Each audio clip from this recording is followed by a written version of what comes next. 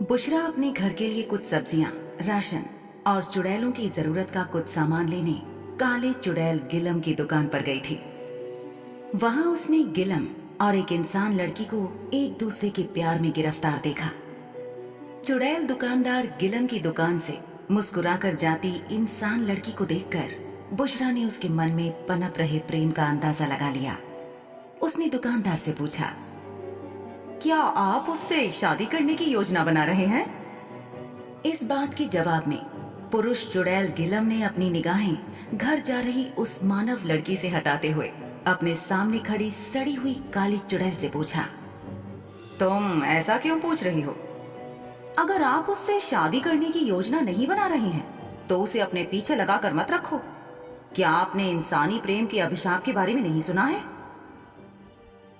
ये एक पुरानी कहावत थी जो अक्सर तब कही जाती थी या ध्यान में आती थी जब कोई चुड़ैल किसी इंसान के जीवन में दखल देती थी। यानी कि चुड़ैलों का इंसानों से थोड़ा बहुत बोलना या अपनी सुरक्षा के लिए उनसे थोड़ा घुलना मिलना तो ठीक था, लेकिन इंसानों के साथ रिश्ते जोड़ना या उनके प्यार में पड़ना, ये सब चुड़ैलों के लिए ठीक नहीं था, क्योंकि पकड़े जाने पर उनकी जान ही जानी थी। इंसानों के साथ करीबी रिश्तों में आने से उनका भेद खुलने का खतरा बढ़ जाता था। अधिकांश चुड़ैलें अंधविश्वासी होती थी। उन सब का इस बात पर पूरा विश्वास था और उन सब में एक कहावत आम थी कि मनुष्य ही वो अंतिम कयामत है जो चुड़ैलों के पतन और मृत्यु का कारण बनेगा। कयामत तो खैर पहले से लिखी जा चुकी थी, लेकिन मनुष्यों को अपनी जिंदगी और रिश्तों में शामिल करने से कयामत के जरूरत से जल्दी आने की संभावना बढ़ सकती थी। इससे समीकरण और बिगड़ते और ये सिर्फ परेशानियां ही मोल लेना होता। यह एक पुरानी कहावत है बुशरा, और किसने कहा कि मैं उसे छेड़ने वाला हूं? बुशरा ने अपनी भौहें ऊपर चढ़ा ली। क्या वो वाकई उस लड़की से प्यार करता था? कितनी हंसी की बात थी। बुशरा ने कह ही दिया, देखो, हर कोई जानता है कि काले चुड़ैल और काली चुड़ैलें यानी दोनों ही लिंग के काले चुड़ैल कभी प्यार में नहीं पड़ते। इस सच्चाई का क्या हुआ? आप केवल उसे जी भर के इस्तेमाल करोगे और फिर ऐसे फेंक दोगे जैसे वो कभी थी ही नहीं। सब कहानियां एक जैसी हों ये जरूरी तो नहीं। बुशरा ने दुकान में सजाकर रखी गई पत्तेदार सब्जियों को उठाते हुए कहा, हाँ, ऐसा जरूरी तो नहीं। हर चीज का एक निश्चित अंत होता ही है गिलम। किसी एक चीज के पीछे उसका परिणाम भी जल्दी आने लगता है। इससे पहले कि आप अपने साथ साथ उस बेचारी लड़की को भी खतरे में डालो, उसे प्यार में बहकाना बंद कर दो। इससे आप दोनों ही सुरक्षित रहोगे। क्या तुम्हारे दिल में कभी किसी दूसरी प्रजाति के किसी प्राणी के लिए भावनाएं नहीं पनपी? हमारी प्रजाति यानी काले चुड़ैल तो प्रेम जैसी भावना के लिए बहुत नीच हैं। बुशरा इस बात से सहमत हुए बिना नहीं रह सकती थी। वो जानती थी कि ये बात सच थी और सब जानते थे कि काले चुड़ैल समुदाय के लोग इतने कुख्यात और बिगड़ैल थे कि अधिकतर काले चुड़ैल अपनी प्रजाति में किसी को बिल्कुल नहीं चुनना चाहेंगे, बल्कि किसी और प्रजाति से प्रेम करना चाहेंगे। फिर भी बुशरा ने गिलम से कहा, पसंद करने के लिए तो बहुत से लोग हैं, लेकिन मैं अपनी ऊर्जा दूसरों को बचाते फिरते में बर्बाद करने के बजाय अपनी गर्दन को बचाने में लगाना चाहूंगी। ये सुनकर गिलम ने निराशा में अपना सिर हिलाया, जैसे वो जीवन में कुछ महत्वपूर्ण याद कर रहा था। काली चुड़ैल बुशरा बहुत होशियार थी, जिसने अनगिनत मौकों पर खुद को बचाया था, जबकि वैसे मौकों पर दूसरे काले चुड़ैल स्वयं को बचाने में असफल रहे होंगे और लोगों की भीड़ द्वारा बेदर्दी से शहरों या कस्बों के बीचों बीच जलाकर मार डाले गए होंगे। बुशरा सब्जियां लेने के लिए आई थी। उसने अपनी जरूरत का कुछ और सामान भी खरीदा जो इंसानों के मतलब का नहीं था। इसके बाद वो वापस अपने घर की तरफ चलने लगी। उसकी आंखें झुकी हुई होकर भी पहले की तरह अपने आसपास चारों तरफ अच्छे से देखभाल के लोगों को और हालात को जांच रही थी। वो सावधान थी कि कहीं चुड़ैल शिकारी फिर से तो उसका पीछा नहीं कर रहा। बुशरा की एक छोटी सी गलती लोगों की भीड़ को भड़का सकती थी और सरेआम उसकी मौत की वजह बन सकती थी। उस वक्त लोगों के लिए किसी का चुड़ैल होना ये बात बहुत बड़ी थी। शक के बिना पे ही लोग उस पर हमला बोल देते। उसकी बात कोई नहीं सुनता और वो गरीब मारी जाती। जब बुशरा को गिलम की दुकान से लौटे 4 दिन बीत गए, तब उसे उसकी जरूरत महसूस हुई। बुशरा ने सोचा कि काला बाजार जाकर लोगों का ध्यान अपनी तरफ आकर्षित करने से अच्छा था कि वो किसी तरह वापस गिलम की दुकान पर चली जाए और वहीं से अपनी जरूरत भर का सामान ले आए। काला बाजार बड़ा बाजार था और वहाँ रात के प्राणियों के अलावा परिषद के लोग, पहरेदार और मनुष्य भी बहुतायत में होते थे। इन सब के अलावा वहाँ भारी संख्या में मुखबिर और कुछ चुड़ैल शिकारी भी घात लगाकर बैठने लगे थे। ये लोग चुड़ैलों की पहचान करके उनका पीछा करते थे और फिर उनके घर का पता लगाकर, मौका देखकर लोगों की भीड़ इकट्ठी करके चुड़ैलों को जिंदा आग के हवाले कर दिया करते थे। सब बिंदुओं पर विचार करके अपनी सुरक्षा के लिए बुशरा को गिलम की दुकान पर जाना ही ठीक लगा। गिलम की दुकान के रास्ते में एक जगह भीड़ भाड़ और शोर मचा देखकर बुशरा ठिठक कर एक पेड़ की ओट में रुक गई।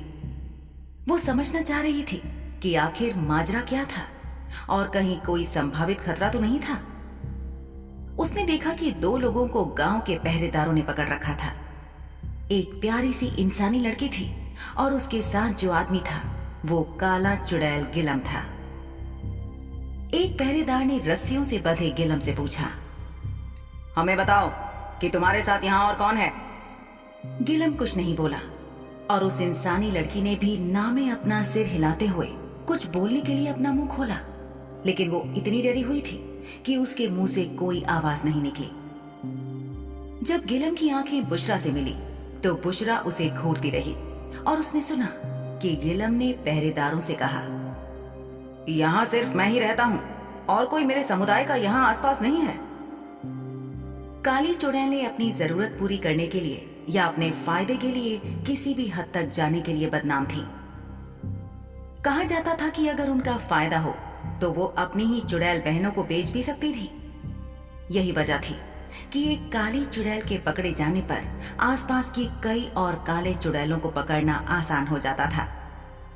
तभी बुशरा ने देखा कि गिलम का जवाब सुनकर पहरेदार ने अपने साथियों को आदेश दिया, इस व्यक्ति को जला दो और इसके साथ साथ इस लड़की को भी जला दो। लड़की के चेहरे पर खौफ छा गया। बूढ़े पहरेदार को देखकर वो गिड़गिड़ाई, पिताजी, पिताजी कृपया ऐसा मत कीजिए। बूढ़े पहरेदार ने अपनी ही बेटी की मदद की गुहार को अनसुना कर दिया। यहाँ तक कि उसके हाव भाव से साफ था कि उसने लड़की की वहां मौजूदगी को ही नकार दिया था। बुशरा की सांसें अटक गईं। उस इंसानी पिता के लिए अपनी बेटी का एक चुड़ैल व्यक्ति के साथ होना इतना शर्मनाक था कि वो उसकी जान लेने पर उतारू हो गया था। लड़की ने अपने पिता को देखा और वो बोली, पिताजी, मुझे नहीं पता था कि यह आदमी एक चुड़ैल है। बुशरा सोचने लगी कि बेशक लड़की सच ही कह रही है। भला उसे कैसे पता होता कि गिलम एक इंसान नहीं बल्कि एक चुड़ैल है। प्यार के मामले में इंसान पागल थे। ये प्यार के समुंदर में बिना सोचे समझे गहराई तक गोता लगाने लगते थे, बिना बात का ओर छोर समझे। प्यार में पड़ने के बाद इंसानों का तर्क से कोई रिश्ता नाता नहीं रह जाता था। मनुष्य इस हद तक प्यार में पागल हो जाते थे जैसे अंधे हो गए हों और उन्हें प्यार के अलावा और कुछ भी दिखना बंद हो गया हो। लड़की फिर से चिल्लाई, मैं नहीं जानती थी। पिताजी, मेरा यकीन करें कि मैं इसकी सच्चाई नहीं जानती थी।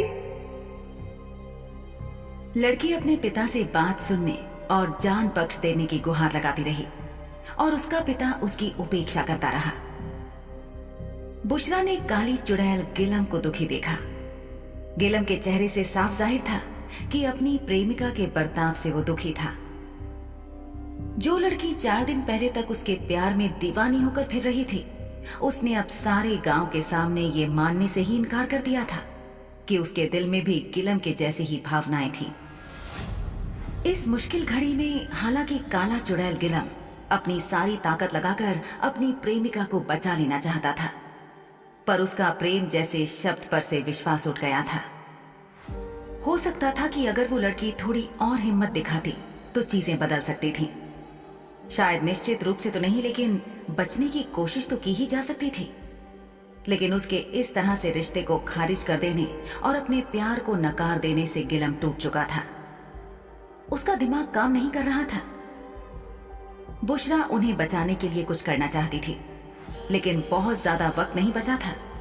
ना वो खुद कुछ कर सकती थी, क्योंकि ऐसा होता तो वो खुद भी पकड़ी जाती और मदद लेने जाने का वक्त हाथ में नहीं था। कुछ ही पलों में गांव वालों और कुछ राहगीरों की गवाही लेकर उसे दस्तावेजों में लिखकर उस इंसानी लड़की और काले चुड़ैल गिलम को उसी रास्ते पर जिंदा जला दिया गया।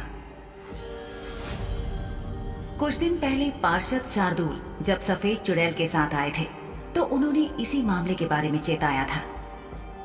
सफेद चुड़ैलों में प्यार इश्क के रिश्तों की उम्र काले चुड़ैलों की अपेक्षा बहुत लंबी होती थी। बुशरा ने सोचा कि इससे क्या फर्क पड़ता था, अंत तो सबका एक ही था, मौत। महान सफेद चुड़ैल जिसकी शक्तियों और व्यवहार की प्रशंसा करते लोग थकते नहीं थे, यानी अरमान शाह की मां और शार्दुल शाह की ताई अमोलिका शाह भी एक सुविख्यात सफेद चुड़ैल थी। लेकिन मौत ने उस पर भी कोई दया नहीं की थी। इसीलिए चुड़ैलों के हित में यही था कि वे आबादी से दूर छुप कर रहें। कम से कम ऐसा करने से चुड़ैलों के बेमौत मारे जाने के आसार कम हो जाते थे और उनकी स्वाभाविक उम्र में कुछ साल और बढ़ने की संभावना बढ़ जाती थी।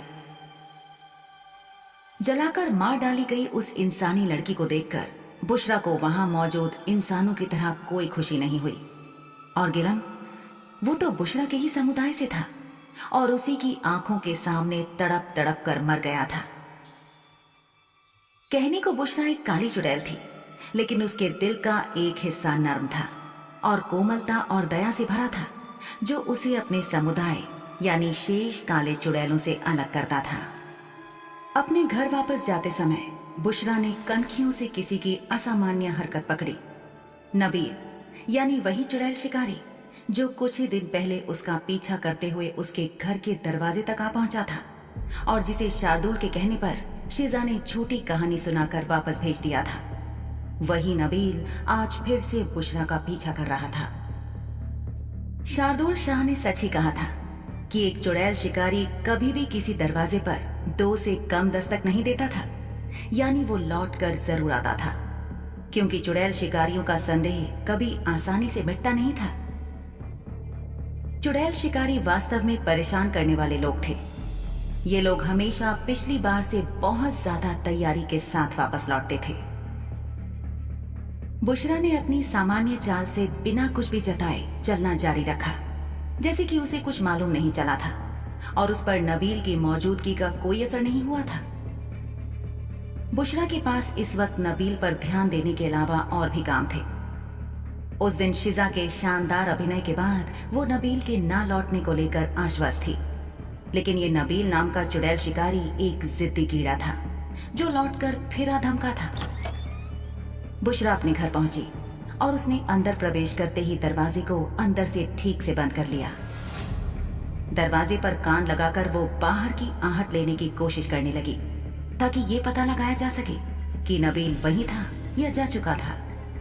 जब थोड़ी देर तक घर के बाहर कोई आहट नहीं सुनाई दी तो बुशरा बाजार से खरीद कर लाए गए सामान को रखने लग गई।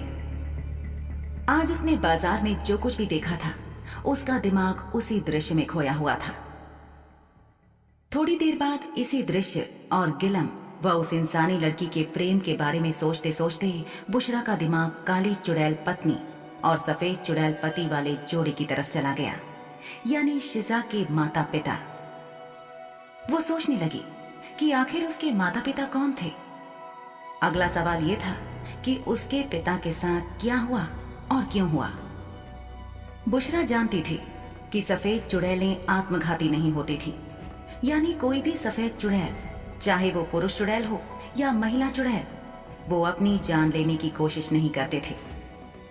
अगर किसी सफेद चुड़ैल की मृत्यु होती थी तो उसके पीछे कोई ना कोई स्पष्ट कारण जरूर होता था। बुशरा को समझ नहीं आ रहा था कि शिजा के पिता की मृत्यु कब, कहां और कैसे हुई और उसकी मां ने फिर से खुद को जीवित क्यों किया। कब्र में से एक काली चुड़ैल के शरीर के गायब होने की और कोई वजह हो सकती थी, ये बुशरा नहीं समझ पा रही थी।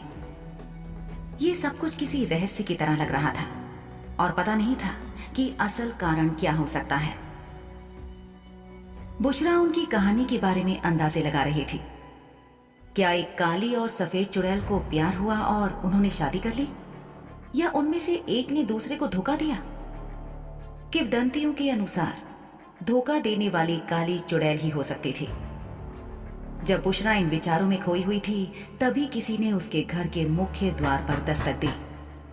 वो सोचने लगी कि क्या ये चुड़ैल शिकारी था? पक्के तौर पर कुछ भी कहा नहीं जा सकता था।